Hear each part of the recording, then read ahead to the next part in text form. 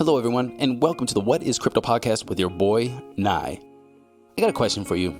Imagine you made a company, let's just call it Uber, and bad things happened in your Uber car. Somebody maybe was raped. Somebody maybe was murdered. Do you think that the CEO of that company should go to jail? Let's say somebody made a website, let's call it eBay, and things on eBay were bought and sold that were illegal. Marijuana, paraphernalia, maybe harder drugs, cocaine, semi-automatic weapons, or maybe even automatic weapons. Do you think that the CEO of eBay should go to jail? In this episode, we talked to Lynn Ulbricht, who is the mother of Ross Ulbricht, the founder and creator of Silk Road, who is currently in prison spending 2 life sentences plus 40 years for creating a website. Now, this wasn't like any other website. This website was exploring the free market, liberty, allowing people to buy, sell, and trade whatever they wanted. Now, was this the purpose of the Silk Road? Was this the idea that Ross had in mind? And if so, how responsible is he for it? Is he responsible for creating a marketplace for buying and selling things that may have been illegal? Is he responsible for the way people use his platform? And if he is responsible, is it 2 life sentences plus 40 years? And in this episode, Nye asks Ross's mother those questions, and we get some answers. And I want you to think about that as well. How far does responsibility go up the chain to how people use your product? Do you prosecute drill makers if they start killing people with drills? What if they start writing signs with markers in a country that limits free speech? What happens to the marker maker? Let's call it Sharpie. Before we get into the episode, please go to whatiscrypto.com. There you can find us on our social medias, our Facebook, our Instagram, our Twitter. Follow us there. Come into our Facebook community and join the conversation. Talk about crypto. Talk about different ideas that are there. Pop on. Let's talk about this one. I'm there. I love having debates.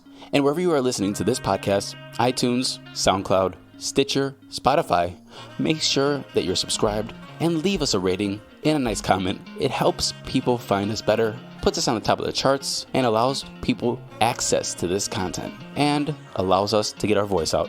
Now, without further ado, here is Michael Nye, Lynn Ulbricht, talking about Ross Ulbricht's conviction, 2 life sentences plus 40 years, and his creation of the Silk Road. We will see you after the show.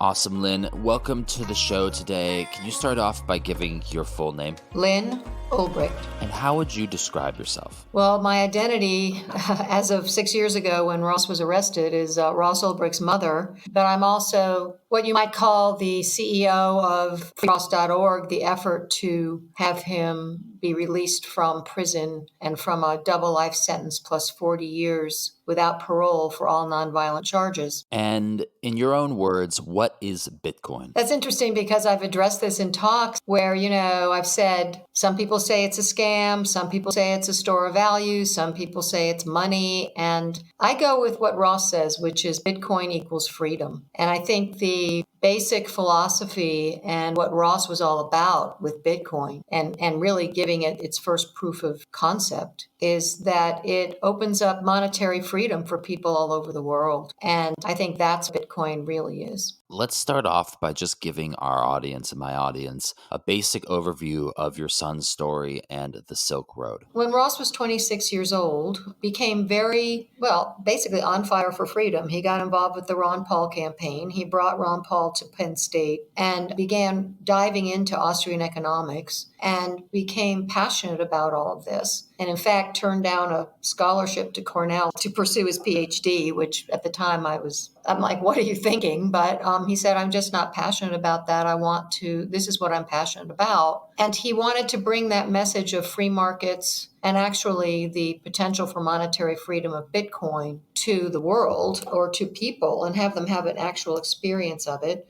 And to that end, he created a video game where people could play a game and they'd experience free market principles. And when that didn't get published, he turned to the internet and had the concept of Silk Road. Silk Road, as even the judge says at sentencing, she said, we know you started the site for philosophical reasons, but we're just not sure this is a philosophy you left behind. Basically, she's saying we have to put you in a cage for the rest of your life because of this dangerous philosophy. But basically, the philosophy of Silk Road was a free market based on voluntary interaction and the non-aggression principle, which meant that nothing that created a victim that hurt a third party was permitted to be exchanged. So it wasn't strictly totally free, but it was free as long as you adhere to those rules. And so no child pornography or anything related to pedophilia was permitted. No stolen property, no weapons, no assassinations, there was a whole list that the administrators would go through. And I've been told this by Curtis Green, who was a top administrator. They would go through on a regular basis and expunge these things. So it did allow drugs because it was considered a free choice. Carnegie Mellon did a study, and it was the most commonly exchanged drugs was user amounts of cannabis. But drugs were allowed, and for that, his part in the site, creating it and being part of what the government called the conspiracy, Ross received double life plus 40 years without the possibility of parole. All nonviolent charges, absolutely no violence in his charges, no history of violence, first-time offender. And and that's where he is today. He started his 7th year, and he is sitting in a cage being wasted, and he's a danger to no one. Now, a lot of the audience, if they've listened to crypto stuff, they're very familiar with this.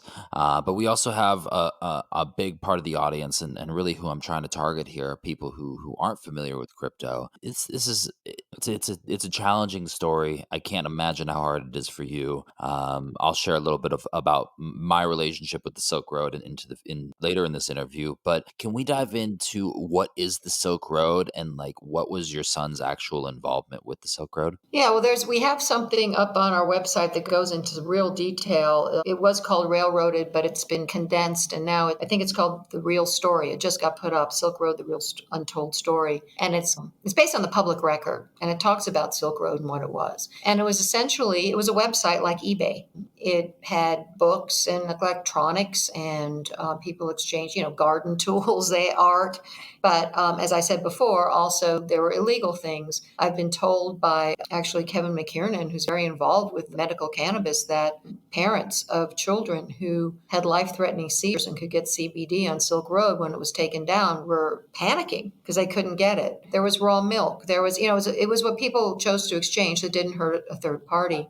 And in order to access it, you had to open a Bitcoin account and you had to know how to use Tor because it was based on Tor because it was anonymous and private and get on there. So it wasn't nearly as accessible as Craigslist or Amazon or any of those, but it was a place where people it was kind of a community as well from what I understand. There was a forum, there was a lot of advice about, safety and different things. And it was, an open discussion. And book club, there was a book club. So none of this, by the way, was permitted to be mentioned to the jury at Ross's trial. It was painted, and neither was his libertarian beliefs. It was simply painted that he was a drug kingpin and it was all drugs. And that was the end of it. And Ross is the farthest thing from a drug kingpin. I don't think there's too many drug kingpins that believe in voluntary interaction and the non-aggression principle. And actually, El Chapo recently got half the sentence Ross got. That's insane. And as the Silk Road was going on, when the website was built or was active, what was your awareness in the situation? Were you aware that your son had built this site and things were going on? Or was this something that just kind of happened to come to your awareness later when the trials were going on and when this whole situation arose? Oh, I had no idea. No idea at all. Had never heard of it. And so I was completely caught by surprise. We got a call that Ross had been arrested from a Reuters reporter. That's the first we heard about all this. And suddenly we were in a media maelstrom. But no, I had no idea that he was. He was living in California. We were living in Austin. So we were in touch, but I didn't know that he was doing it. And there's an example of sentences of other offenders on the website and their levels of punishment. In your opinion and in your perspective, why do you think Ross got such a harsh punishment in this situation? I honestly think it was the Bitcoin. That was when Chuck Schumer called for the takedown of Silk Road. He also called for the takedown of Bitcoin. And then it was revealed, I think it was threatening to the financial powers to have this, and I think it still is, to have an alternate currency out of their control. I mean, the way that the powers that run our world control us to a great extent is through money. And I think this was very alarming. And it was revealed a couple of years ago by The Intercept that Snowden papers showed that the NSA was urgently tracking Bitcoin users a few months before the takedown of Silk Road and Ross's arrest. They're supposed to be tracking terrorists. Apparently, they considered Bitcoin users on the same level as terrorists. And actually, it's illegal if they're tracking Americans. And again, terrorists have gotten much lower sentences than Ross. So that indicates to me that it was the Bitcoin. And then the other thing that does is that if you look at, like you mentioned, the disparity of sentencing with the other Silk Road defendants, the biggest drug seller on Silk Road, who actually sold drugs, which Ross was never accused of doing, wasn't charged with, got 10 years. And he has the same offense level as Ross in the prison system. He got 10 years. Ross got double life plus 40 years. So I don't think it's about drugs. And then it goes down from there. There's other drug sellers who got less, big drug sellers. And so I think it was about an idea that was very threatening. And again, the judge said, we know you started this for a philosophy. It's a troubling and dangerous philosophy. I think that is much more dangerous and much more threatening than drug sellers. I mean, apparently, because they're willing to have them leave prison in a mini fraction of the time. Well, they're not willing to have Ross leave at all. Unless he's a corpse. Do you think it's more based upon the visionary ideology that Ross had that they may or may not have felt threatened to, which caused them to make such a dramatic choice about his freedom and his life? Well, yeah, I do. I mean, they said themselves, the judge and the prosecution, they were going to make an example of him to keep others from doing the same. I think they wanted to smother this idea of, an alternate currency and taking, having an economy in your own hands, as opposed to how it's set up by the establishment. And I think, yes, I do. I think it was the idea that was truly threatening, which is why El Chapo would get half the sentence, even though Ross is supposedly a kingpin like him. It's such an excessive sentence that I think it speaks for itself that they were very threatened by the idea. And in your opinion, do you think what Ross did was a crime? Do you think he committed a crime here? Well, I guess by our laws, being in a conspiracy is a crime. The conspiracy laws are pretty outrageous. They extend the criminal umbrella to include a lot of people. The question really is, this question you're asking is really, is a website host responsible for the actions on the site? And that is a pretty big slippery slope. So I'm not in favor of having anyone who is nonviolent in a cage. I've come to that conclusion. There are ways to have them make restitution. There are ways to have them be contained with technology and ankle bracelets. I'm very much opposed to our system now, which is basically the dungeon model, throw somebody in a cage, for decades or their life. But I guess strictly speaking, he did break the law but the laws are very questionable in my opinion, especially the conspiracy laws. He was never accused of actually doing any of the things that he's convicted for. He was accused and convicted for being in a conspiracy that did those things, except for the kingpin charge, which is absurd and should never have been in there at all. That's I absolutely don't think Ross is a kingpin or controlling anybody, but he's convicted for conspiracy. And yes, that is strictly speaking against the law.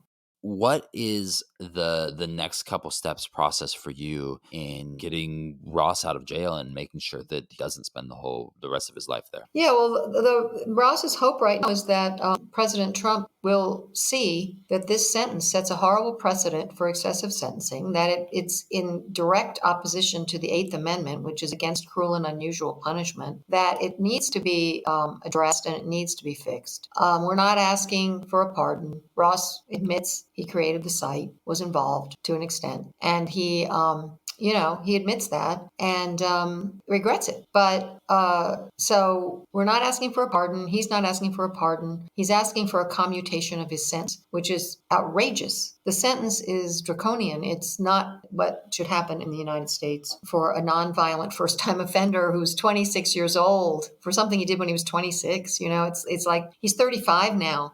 People change. Even violent people change. But certainly someone like Ross, nonviolent person, it's totally inappropriate and it's totally excessive. So we have a petition, as you mentioned. Thank you. It's quickly approaching 250,000 signatures. I think it's a very good tool to say, look, a lot of people, 250,000 people, think this needs to be looked at.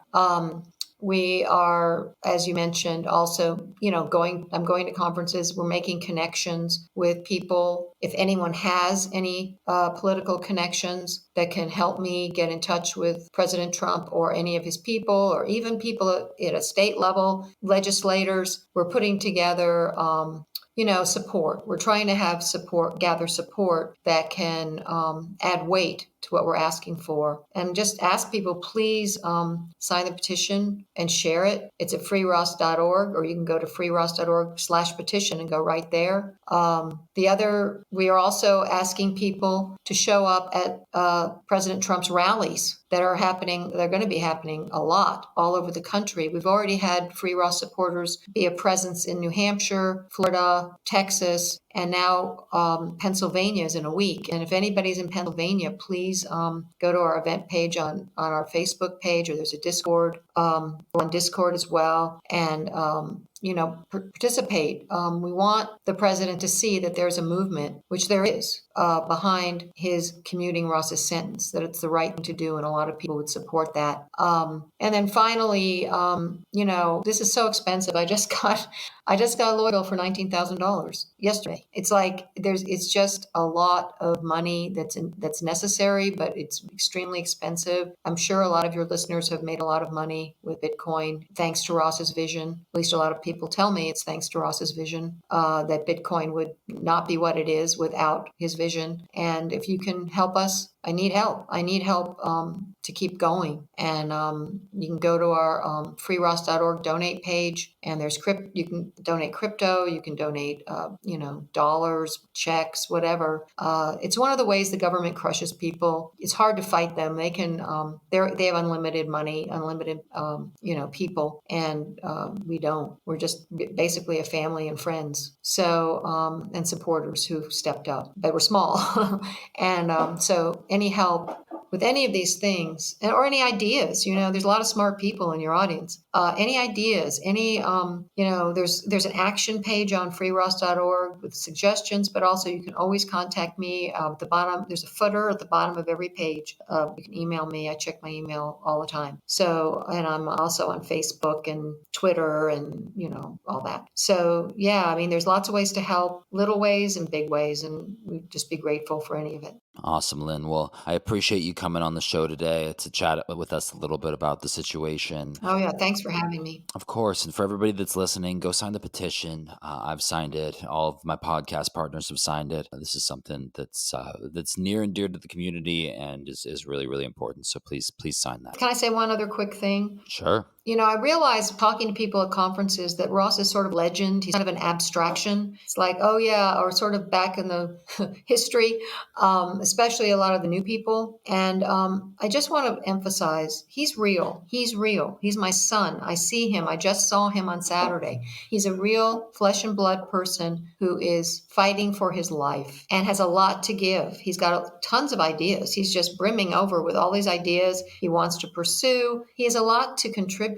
And the other point I really want to make is that this isn't just for him. This, by his getting out, it will reverse a precedent that harms a lot of people. We should not be the biggest incarcerator on the planet. These excessive sentences that are happening in our system are wrong, and they need to be corrected. So it's not, and it's also our rights. There's so many rights at stake with this case: Fourth Amendment, Sixth Amendment, First Amendment, like with the judge punishing him for his philosophy. That's a First Amendment issue. There's so many that by his release, it would push back on what's happening. So it's not just for him or me, it's for you.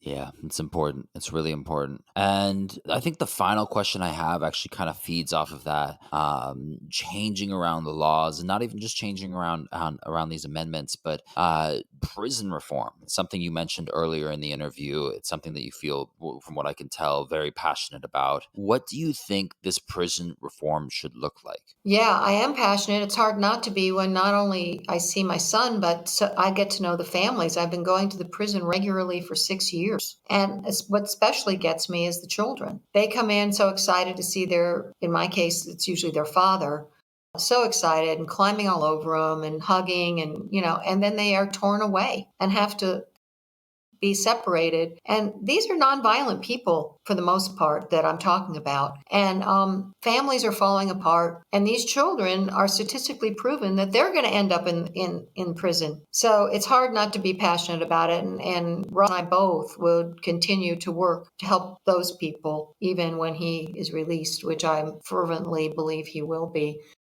So how it would look would be, as I was saying, nonviolent people. And actually, Joe Biden came out and said this. Nonviolent people would not be in cages. They could be on house arrest or be doing restitution.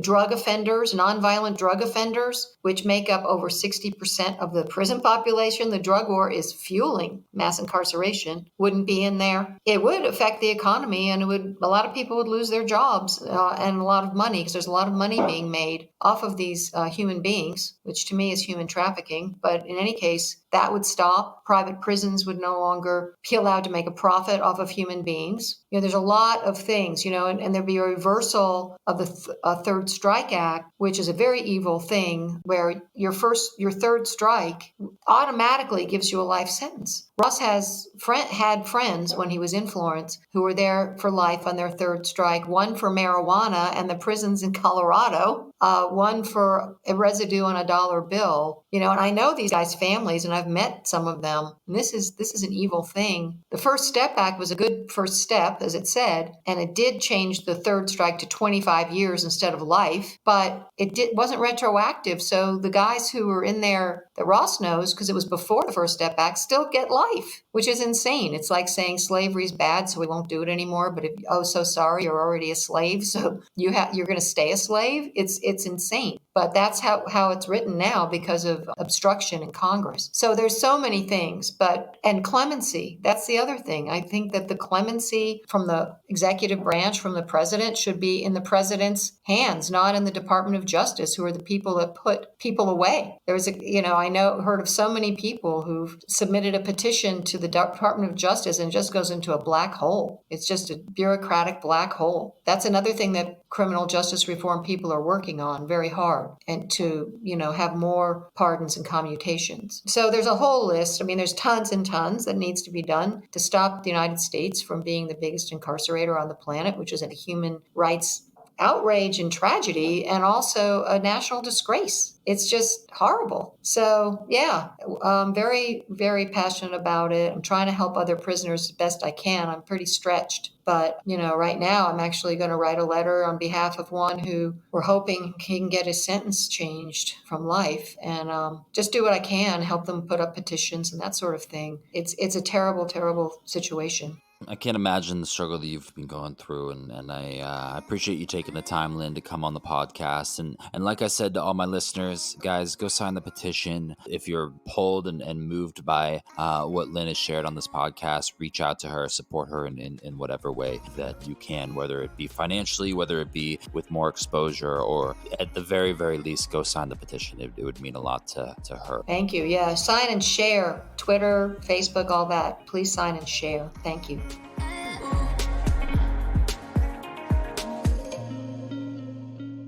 Thank you for listening to this episode of What is Crypto with your boy Nye. Lynn, if you're listening, thank you very much for coming on the show. And this is a conversation that we need to keep having about liberty, about responsibility, about how much responsibility falls on and how much liberty you give to the people. How much responsibility falls on to creators of platforms. We can see this in Twitter. Should Twitter restrict speech because people are using that speech or their platform or ads in there for political purposes? And how do those political purposes influence populations? And is the CEO responsible? Or is this a free speech, a free platform to allow the individual to voice whatever they want, even if that voice is a lie?